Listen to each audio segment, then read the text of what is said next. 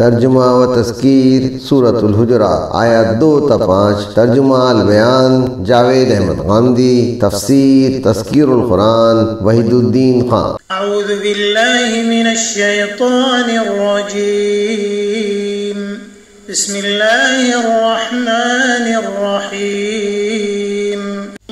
یا ایہا الذین آمنوا لا ترفعوا أصواتكم فوق صوت النبي ولا تجهروا له بالقول كجهر بعضكم لبعض أن تحبط أعمالكم وأنتم لا تشعرون إن الذين يغضون أصواتهم عند رسول الله أولئك الذين امتحن الله قلوبهم للتقوى لهم مغفرة وأجر عظيم إن الذين ينادونك من وراء الحجرات أكثرهم لا يعقلون ولو أنهم صبروا حتى تخرج إليهم لكان خيرا لهم والله غفور رحيم۔ ایمان والو، اپنی آوازوں کو پیغمبر کی آواز پر اونچا نہ ہونے دو اور نہ اس کو اس طرح آواز دے کر پکارو جس طرح آپس میں ایک دوسرے کو پکارتے ہو۔ ایسا نہ ہو کہ تمہارا کیا کرایا سب اکارت ہو جائے اور تمہیں احساس بھی نہ ہو۔ یاد رکھو، جو اللہ کے رسول کے آگے اپنی آوازیں پس رکھتے ہیں وہی ہیں جن کے دلوں کو اللہ نے تقوی کی افزائش کے لیے جانچ کر منتخب کر لیا ہے۔ ان کے لیے مغفرت بھی ہے اور اجر عظیم بھی۔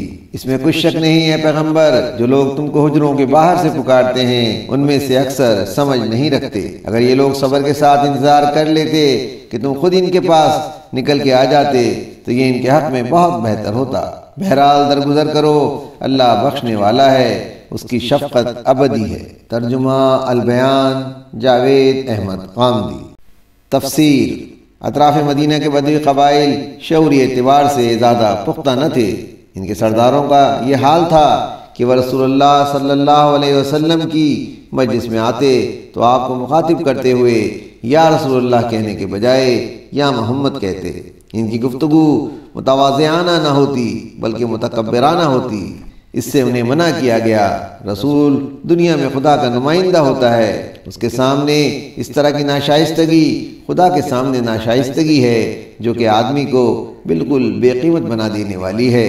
رسول اللہ صلی اللہ علیہ وسلم کی وفات کے بعد آپ کی لائی ہوئی ہدایت دنیا میں آپ کی قائم مقام ہے۔ اب اس مقدس ہدایت کے ساتھ وہی تابعداری مطلوب ہے جو تابعداری رسول کی زندگی میں رسول کی ذات کے ساتھ مطلوب ہوتی تھی۔